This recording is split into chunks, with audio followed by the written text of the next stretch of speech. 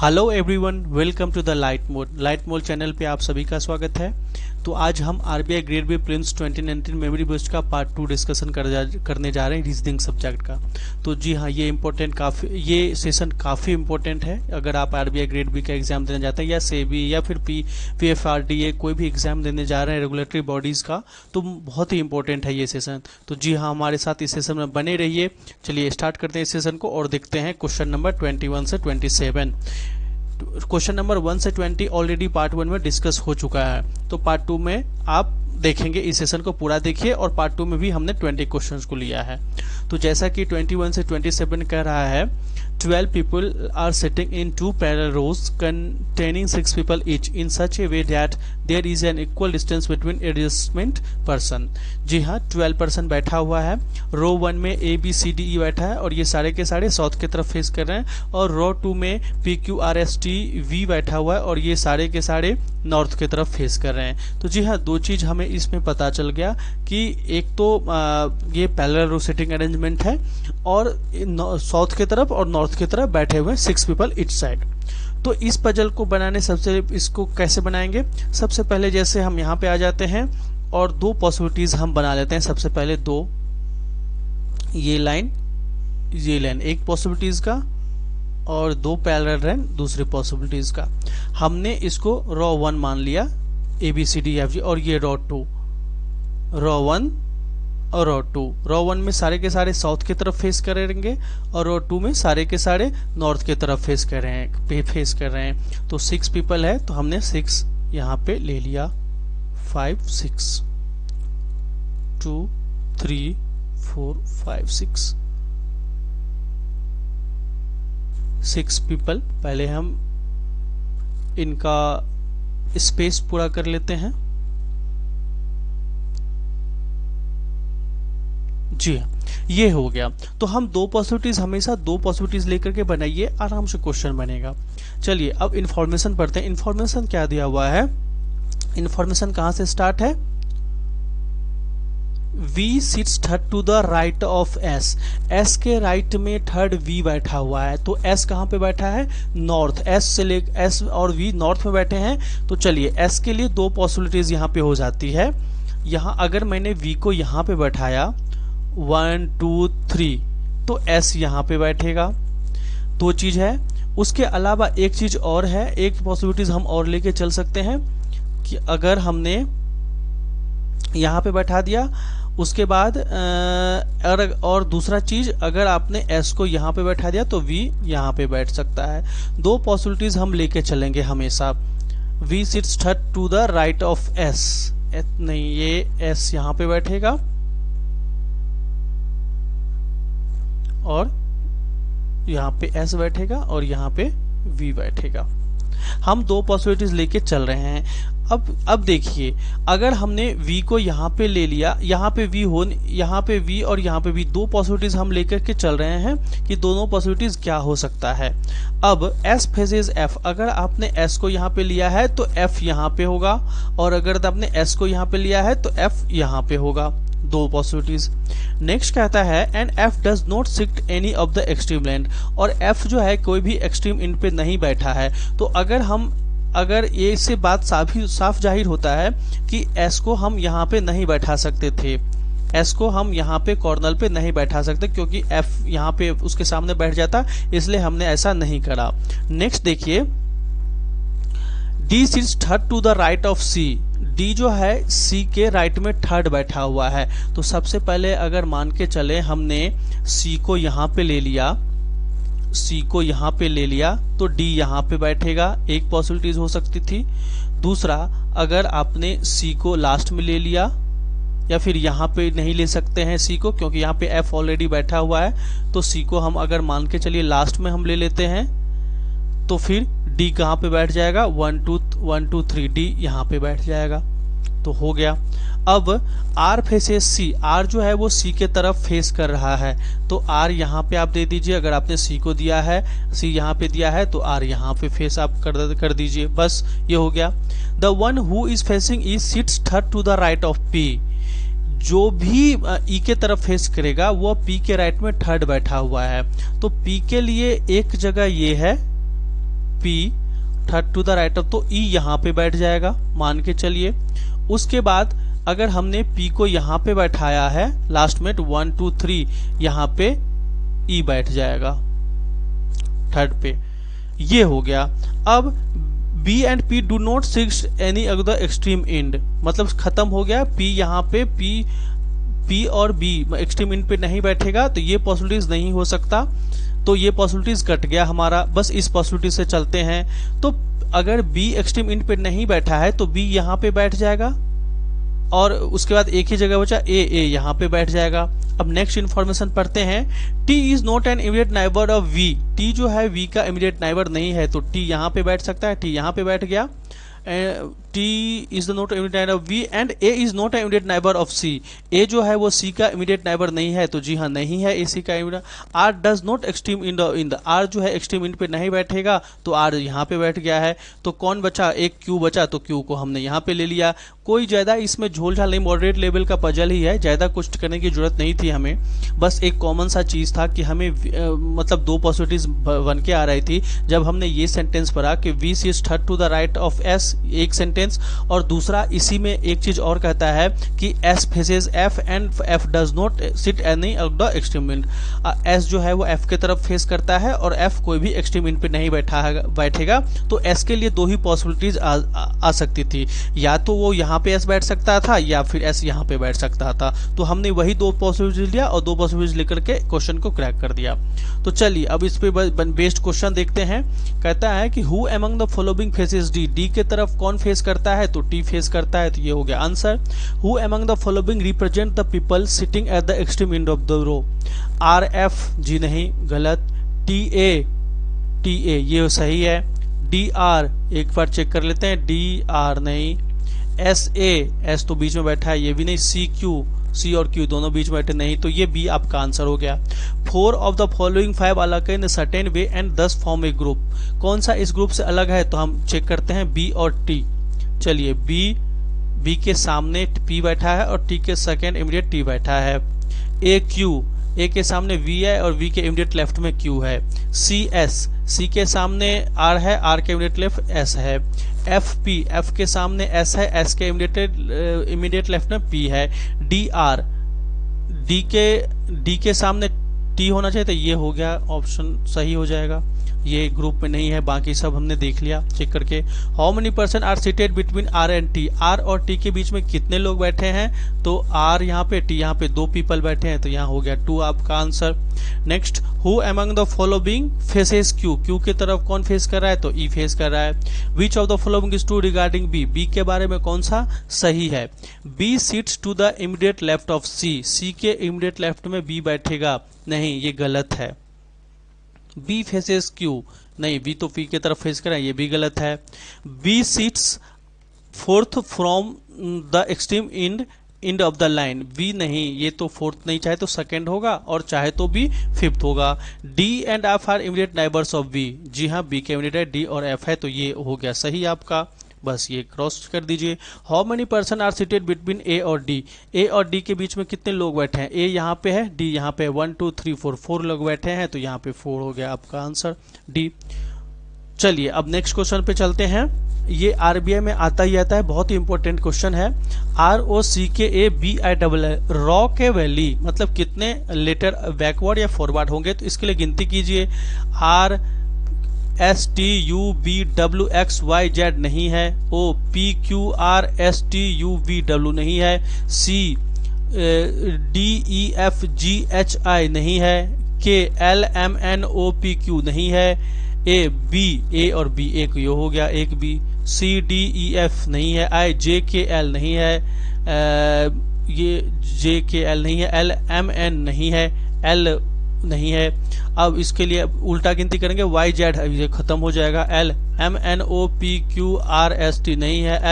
LMNOPQRST ये भी नहीं होगा। IJKLMN नहीं होगा। BCDEF नहीं होगा। ABC ये A और C आ गया यहाँ से। DE नहीं है। KLMN नहीं है। CDEF नहीं है, तो बस 2 ही होगा, 2 इसका आंसर हो गया 2। नेक्स्ट में चलते हैं सिलॉक्स। काफी इंपॉर्टेंट है क्योंकि लास्ट ईयर बहुत बार आया था ओनली और फ्यू के क्वेश्चन ही, तो इस पे मैं बता रहा हूं आपको, आप बस ध्यान दे करके देखते रहिए कौन सा कैलकुलेशन सही है कौन सा गलत है। कहता है only a few men are women. सबसे पहले हमने मेन को ड्रॉ कर लिया और कहता है कि only a few men are boys, तो यहाँ पे फ्यू, ओनली अ फ्यू ये कर दीजिए। ऑल बॉयज आर किड्स, सारे के सारे बॉयज जो हैं वो किड्स हैं। नो किड्स आर चिल्ड्रेन, कोई भी किड्स जो है वो चिल्ड्रेन नहीं है, यहाँ पे चिल्ड्रेन हो गया, कोई भी किड्स जो है वो चिल्ड्रेन नहीं है।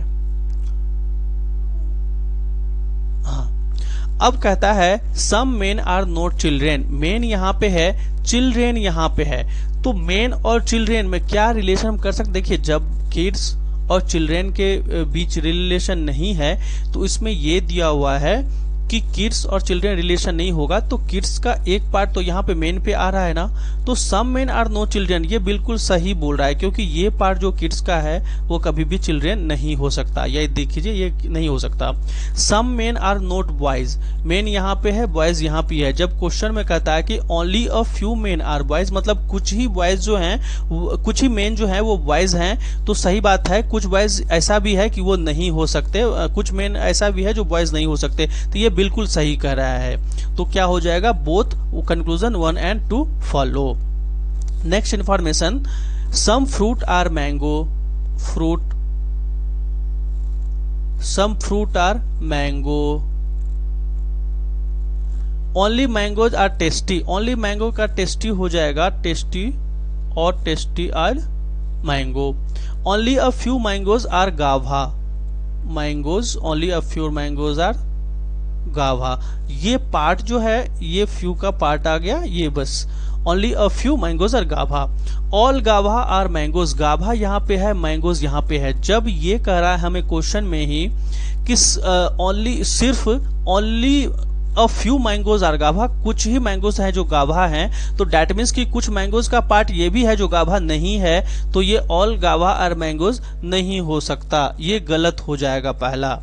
No tasty being fruit is a possibility, कोई भी टेस्टी जो फ्रूट नहीं है ये पॉसिबिलिटीज हो सकती है, तो जी हाँ हो सकती है। क्यों, क्योंकि मान लीजिए अगर हमें कुछ भी श्योर नहीं है तो वहां पे पॉसिबिलिटीज हम ले सकते हैं, तो ये स्टेटमेंट कंक्लूजन 2 सही हो जाएगा। तो आंसर क्या हो जाएगा, ऑप्शन नंबर बी। नेक्स्ट में कहता है only a few Dairy Milk is Milky Bar, Dairy Milk, Dairy Milk, only a few Dairy Milk is Milky Bar, Milky Bar यहां पे कर दीजिए, ये हो गया only a few Dairy Milky Bar. Some Milky Bar is Munch, some Milky Bar is मंच। अब कहता है ओनली मंच इज पर्क, तो ओनली मंच इज पर्क का कैसे बनेगा, ऑल पर्क इज मंच। अब आंसर देखिए, conclusion, all Dairy Milk can never be Milky Bar, Dairy milk यहाँ पे है, मिल्की बार यहाँ पे है, तो ये क्या कर रहा है, आपके हिसाब से अगर मान लीजिए कुछ पार्ट्स हैं इसके, मतलब कि all Dairy Milk can never be Milky Bar, जब कुछ ही डेयरी मिल्क मिल्की बार है तो all Dairy Milk can be never, ये बिल्कुल क्या हो रहा है, गलत बोल रहा है कि all Dairy Milk can be Milky Bar, तो ये बिल्कुल गलत है कि जब कुछ ही मिल्की बार जो है वह डेयरी मिल्क है, या कुछ ही डेयरी मिल्क जब मिल्की बार है तो all Dairy Milk can never be Milky Bar नहीं होते, बिल्कुल गलत है। सम मंच इज मिल्की बार, मंच यहाँ पे है, मिल्की बार यहाँ पे है, तो ये बिल्कुल सही है क्योंकि वेन डायग्राम से हमें पता चल रहा है, तो ये ओनली स्टेटमेंट 2 इज ट्रू, तो इसका भी आंसर हो जाएगा बी। होप कि आपको समझ में आ रहा होगा। Next, all tree are plant, tree और tree are plant, some plant are bushes,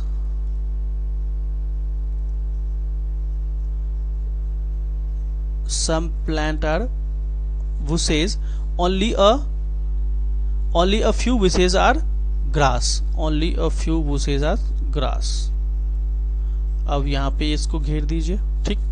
next, no plant is grass, plant यहाँ पे है और ग्रास यहाँ पे है, तो कहता है कि नो प्लांट इज ग्रास, कोई भी प्लांट जो है ग्रास नहीं हो सकता, ये गलत बोल रहा है। हम नहीं कह सकते।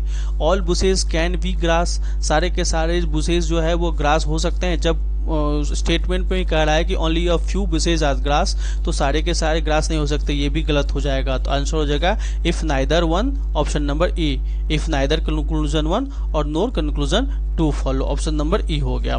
Next, only a few dinner are cake, dinner, only a few dinner are cake, ये आ गया only few dinner cake. No dinner is apple, कोई भी डिनर जो है वो एप्पल नहीं है। ये काफी इंपॉर्टेंट होता है, नो वाला, इसको क्रॉस वाला sign. Only a few apple are figure, apple are figure.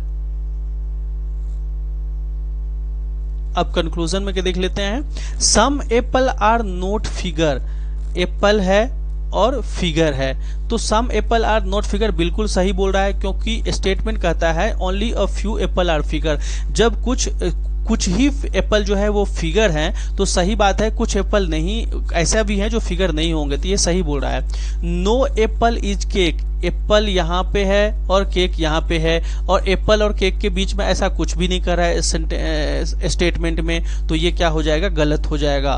तो इफ ओनली कंक्लूजन 1 फॉलो, तो ये सही हो गया, हमारा आंसर क्या हो जाएगा, ऑप्शन नंबर ए। नेक्स्ट में है रागा स्टार्टेड वॉकिंग, डायरेक्शन सेंस का क्वेश्चन है, और ये देख लीजिए रागा आर पॉइंट से स्टार्ट होती है ईस्ट के दिशा में, और ये डायरेक्शन दिया हुआ है कि वो कहाँ कहाँ जाती है और कितने डिस्टेंस पे जाती है। तो इस क्वेश्चन को सॉल्व करने के लिए आपका जो फिगर आउट होना चाहिए, जब भी आप फिगर बनाते हैं वो काफी स्पष्ट होना चाहिए कि 8 मीटर या 10 मीटर कहाँ पे है। तो चलिए इसको हम सॉल्व करते हैं और कहते हैं कि अगर मान के चले हमने रागा ने यहाँ से स्टार्ट किया, रागा ये आर पॉइंट आर से रागा स्टार्ट करती है और ईस्ट की तरफ जाती है, कितना 15 मीटर, और किस पॉइंट पर, एस पॉइंट पर पहुंचती है रागा, 15 मीटर जाती है और एस पॉइंट पे पहुंचती है रागा। तो ये ध्यान देने वाले कि कहाँ कितना मीटर चली और कहाँ पे पहुंची, तो एस पे पहुंची। उसके बाद कहते हैं from there C takes a left, left अगर यहाँ से घूमेगी तो ऊपर की तरफ जाएगी, और C left and 10 meter to reach point T, 10 meter चली और पॉइंट टी पर पहुंची। अब सी टर्न लेफ्ट, फिर वह लेफ्ट टर्न लेती है और 7 metre and reaches point U, तो 7 मीटर यहाँ पे आएगी और यू पॉइंट पे पहुंचेगी। उसके बाद कहता है देन सी टर्न लेफ्ट, अगर लेफ्ट यहां से होती है तो इधर की तरफ जाएगी वो, अगर वो लेफ्ट यहाँ पे होती है और यहाँ पे आ जाएगी, और कितना दूर चलती है 34 मीटर और वी पॉइंट पे पहुंचती है। तो 10 यहाँ पे, यहाँ अगर यू से यहाँ पॉइंट आया तो 10 मीटर ये और 24 मीटर ये, दोनों को कैलकुलेशन कर दीजिए 10 को और 24 को, तो 34 हो रहा है। तो इसी तरह से हम पॉइंट लेंगे, क्योंकि बाद में हमें सॉल्यूशन करने में सुविधा होगी इस तरह से। अब from V C turn right, V से अगर वो राइट लेती है तो इधर की तरफ घूमेगी राइट, और वो कहाँ जाती है 28 metre. Now C reach point W, और डब्ल्यू पॉइंट डब्ल्यू पर पहुंचेगी, तो ये पॉइंट डब्ल्यू हो गया।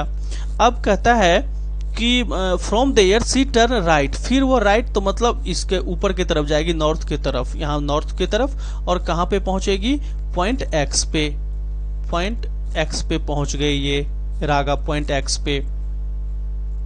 अब एक चीज है कि एक्स पॉइंट पे पहुंच गई और ये कितना चली 40 मीटर, तो 40 हमने ऐसे कैलकुलेशन कर लिया। अब कहता है, अब इसमें कहता है now C reach point W, हाँ हो गया। From point X C turn right, फिर वह राइट लेती है तो इधर के तरफ घूमेगी पॉइंट राइट, और कितना करती है 32 मीटर, तो 32 मीटर हमने ये कर लिया और पॉइंट वाई पर पहुंच गई, तो पॉइंट वाई यहाँ पे हो गया। बस यही था कैलकुलेशन कि आपको पता होना चाहिए कि क्या हम ड्रॉ करें और कैसे ड्रॉ करें। अब एक चीज है, आर और एस के बीच में 15 मीटर है और यू और वी के बीच में 34 मीटर है, तो जब हम डिवाइड करते हैं तो ये 7 हो जाएगा यहाँ पे और यहाँ पे 8 हो जाएगा, अगर हम डिवाइड कर लेते हैं तो।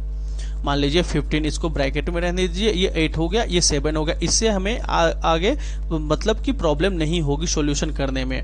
तो ये 7 हो गया, ये 8 हो गया, ये आर से लेकर के इस पॉइंट तक, और एस से लेकर के इस पॉइंट तक 7 हो गया और टोटल है 15। इसी तरह से यू से लेकर के इस पॉइंट तक 10 हो गया और इस पॉइंट से लेकर वी तक 24 हो गया, और अगर टोटल कैलकुलेशन करें तो 34 है, जिसको हमने ब्रैकेट में इसको ले लिया। अब इसी पे बेस देखिए, क्वेश्चन जब भी बनेगा डायरेक्शन सेंस का तो ध्यान रहे आपको कि आपको क्लियर कट पता होना चाहिए कि नॉर्थ साउथ वेस्ट ईस्ट। आप सबको पता है कि नॉर्थ साउथ वेस्ट ईस्ट यहाँ पे ऐसे है, ये हो गया ईस्ट, ये हो गया वेस्ट, ये हो गया नॉर्थ और ये हो गया south. What is the direction of S with respect to R? R के रिस्पेक्ट में X का डायरेक्शन पूछ रहा है। R यहाँ पे है, X यहाँ पे है, तो यहाँ से यहाँ का कौन सा डायरेक्शन हुआ देख लीजिए, यहाँ पे ऊपर की तरफ और लेफ्ट की तरफ, तो नॉर्थ और वेस्ट हो गया, तो ये आंसर आ गया सी, ऑप्शन नंबर सी। नेक्स्ट कहता है which of the following statement is true? कौन सा स्टेटमेंट ट्रू है? Point Y is north east of U। U के संदर्भ में Y कौन सा है? North east. हाँ बिल्कुल सही बोल रहा है, नॉर्थ ईस्ट में है। Point U is north east of point R। R के नॉर्थ ईस्ट में है, ये भी सही है, यहाँ से यहाँ का नॉर्थ ईस्ट में है। Point V is south east of X। V जो है वह X के साउथ ईस्ट में है, तो बिल्कुल सही बोल रहा है, यहाँ से यहाँ साउथ ईस्ट ही होगा। All of the above statement is true, तो सही बोल रहा है, all of the above statement true. बस What is the total distance travel by Naga in west direction? West direction कहाँ से कहाँ होगा? नागा मान लीजिए यहाँ पे है तो इधर की तरफ जाएगी तो वेस्ट डायरेक्शन होगा। तो देख लीजिए यहाँ से यहाँ ये ईस्ट गई, फिर ऊपर घूमी, तो टी से यू अगर गई तो ये वेस्ट में हो गया, तो पहला 7 वेस्ट ये कर लिया। दूसरा वी से डब्ल्यू में वेस्ट हो रहा है तो 28 हो गया, और कहीं वेस्ट नहीं जा रही है कहीं भी वेस्ट, क्योंकि एक्स से वाई गया है तो ये ईस्ट हो जाएगा। तो कितना हो गया? 27 और प्लस 28 और प्लस 7 इक्वल टू 35, तो ये आपका आंसर हो गया। What is the direction of point T with respect to Y? y के रिस्पेक्ट में t का पॉइंट पूछ रहा है, तो y यहाँ पे है और t यहाँ पे है, तो यहाँ से यहाँ कोना यहाँ से यहाँ आएगा, तो डेट मीन्स कि ये साउथ ईस्ट की तरफ घूमेगा, तो साउथ ईस्ट मतलब ऑप्शन नंबर सी। तो ये आपका आंसर हो गया डायरेक्शन सेंस का। चलिए नेक्स्ट देखते हैं। नेक्स्ट लॉजिकल रीजनिंग, काफी इंपॉर्टेंट होता है आरबीआई ग्रेड बी के लिए लॉजिकल रीजनिंग। कहता है the Indian high commission in Antigua and Barbuda, दोनों जगह पे Indian high commission had asked the authorities there to stop billionaire diamond trader Mehul Choksi from travelling around the world, sources said on Monday. मतलब कि Indian authority ने Indian high commission ने बोला है दोनों जगह पे अथॉरिटीज को कि स्टॉप बंद कर देने के लिए बिलियनियर्स को डायमंड ट्रेडर, मतलब डायमंड का व्यापार, हीरे का व्यापार, Mehul Choksi from travelling around the world, Mehul Choksi से लेकर के जो दुनिया में जाता है। ठीक है, अब कोर्स ऑफ एक्शन क्या हो सकता है? पहला, all billionaire diamond traders should immediately stop travelling to Antigua and Bermuda for the time being. अब मान के चलिए अगर इंडियन कमीशन ने एक चीज बोला है कि स्टॉप कर देने के लिए, तो सारे बिलियन को तो ये बात तो माननी ही पड़ेगी ना, कोर्स ऑफ एक्शन, ये बात तो माननी ही पड़ेगी। आप भी मानते हैं कि हाँ ये बात माननी पड़ेगी, तो पहला कोर्स ऑफ एक्शन सही हो जाएगा। दूसरा है Mehul Choksi should seek asylum in some country to avoid being caught. Mehul Choksi को क्या करना चाहिए? मान लीजिए Mehul Choksi seek asylum to some other country to avoid of being caught, तो ये स्टेटमेंट गलत हो जाएगा। तीसरा, the Indian high commissioner should himself go and arrest Mehul Choksi, ये गलत हो जाएगा। अब क्या कहता है मेहुल चोकसी क्यों? ये तो रूड मतलब बिहेवियर हुआ, वायलेंट बिहेवियर हुआ कि इंडियन हाई कमीशन दूसरे देश में खुद जाएगा, तो ये ऐसा तो नहीं होता है, क्योंकि गवर्नमेंट ऑफ इंडिया के हिसाब से या किसी भी गवर्नमेंट के हिसाब से वहाँ के अथॉरिटीज, वहाँ के गवर्नमेंट से हमें कॉन्टैक्ट करना पड़ता है, फिर हम कोई एक्शन ले सकते हैं। तो ये दूसरा भी गलत हो जाएगा और तीसरा भी गलत हो गया। तो if only course of action one follow, इसका आंसर हो जाएगा ऑप्शन नंबर ए, एक ही फॉलो करेगा। नेक्स्ट कहता है statement disposal of non biodegradable electronic waste is another problem that the government which is unable to reduce the use of plastic has to handle in the near future. कहता है कि government जो भी है, चाहे भारत सरकार की ही बात करें, कि प्लास्टिक यूज जो है disposal non biodegradable waste another problem, ये प्रॉब्लम तो है गवर्नमेंट के द्वारा, which is unable to reduce the use of plastic has to handle in the near future. इन दोनों में कोर्स ऑफ एक्शन क्या हो सकता है? पहला क्या कहता है, government should not worry about electronic waste now. Government को चिंता नहीं करना चाहिए इलेक्ट्रॉनिक वेस्ट का। दूसरा कहता है the government should learn from its failure to reduce the use of plastic and take early step for effective disposal of electronic waste. जी हाँ, ये सेकेंड नंबर बी जो है 2 ये सही है। The government should not worry about electronic waste now. ये बिल्कुल हम क्या कहते हैं कि जो भी गवर्नमेंट डिस्पोजल का नॉन बायोडिग्रेडेबल इलेक्ट्रॉनिक वेस्ट जो अनदर प्रॉब्लम है गवर्नमेंट का, तो ये पहला नहीं होगा, क्योंकि कुछ भी हो सकता है यार। क्या कहना है कि गवर्नमेंट कोई भी रूल निकालती है तो इसका मतलब ये नहीं कि गवर्नमेंट शांत हो जाए, नहीं, गवर्नमेंट को उस रूल को हिसाब से चलना होता है कि रूल सही से काम कर रहा है नहीं, पब्लिक फॉलो कर रहे हैं कि नहीं, या कंपनी फॉलो कर रही नहीं है। तो दूसरा जो है कंक्लूजन 2 ये फॉलो कर रहा है, तो ये कंक्लूजन 2 इज द फॉलो, ये सही हो जाएगा हमारा। Next, Kochi got its new traffic light system that was especially designed to cope with the increasing traffic problems and road blocks. दूसरा, the number of road accident in Kochi has gone down in the past 2 months. पहला कहता है कि new traffic light system Kochi ने अभी पाया है। Specially design to cope specially design किया गया है जो इंक्रीजिंग ट्रैफिक प्रॉब्लम्स, जो ट्रैफिक प्रॉब्लम्स ये सब जो इंक्रीजिंग ट्रैफिक प्रॉब्लम्स हो रहा था या रोड ब्लॉक्स को, इसके लिए। The number of road accident in Kochi has come down in the past 2 months। Kochi में जो है रोड की इसका मतलब कि रोड एक्सीडेंट का वो 2 महीने से कम हो गया है। 2 चीज है स्टेटमेंट में, कहता है कि कौन सा स्टेटमेंट कॉज और कौन सा इफेक्ट हो जाएगा, तो इसीलिए कह रहा है। अब ध्यान दीजिए 2 चीज है इसमें। बात क्या है कि कोच्चि में रोड एक्सीडेंट कम भी हुआ है, तो मान लीजिए रोड एक्सीडेंट ऐसा तो नहीं कि ट्रैफिक के कारण ही रोड एक्सीडेंट होता है। जी नहीं, बिल्कुल नहीं। रोड एक्सीडेंट बहुत से कारणों से होता है। रोड एक्सीडेंट होता है, कोई ड्रिंक एंड ड्राइव करता है उससे, कोई फास्ट ड्राइव करता है इससे रोड एक्सीडेंट होता है, कोई ओवरटेक कर रहा है उससे रोड एक्सीडेंट होता है, पीपल लोग पैदल चल रहे हैं उससे भी रोड एक्सीडेंट होता है। तो हम बिल्कुल सही नहीं मान सकते कि दोनों किसी का कॉज किसी का इफेक्ट, दोनों इंडिपेंडेंट है। इंडिपेंडेंट क्या चीज के लिए है, तो दोनों independent, both the statement one and effect of independent causes. जी हाँ, ये जो है both the statement one and 2 causes of independent causes, कोई कॉजेज है इन दोनों का ही स्टेटमेंट इंडिपेंडेंट है, क्योंकि कॉमन तो नहीं होगा, बिल्कुल भी कॉमन नहीं होगा, क्योंकि मैंने पहले ही बता दिया कि ट्रैफिक लाइट अलग चीज है, ट्रैफिक लाइट सिस्टम अलग चीज है, एक्सीडेंट अलग चीज हो सकता है। तो ये ऑप्शन नंबर डी आपका आंसर हो गया। चलिए, तो ये सेशन कैसा लगा आपको? जी हाँ, मैं जरूर आप फीडबैक दें।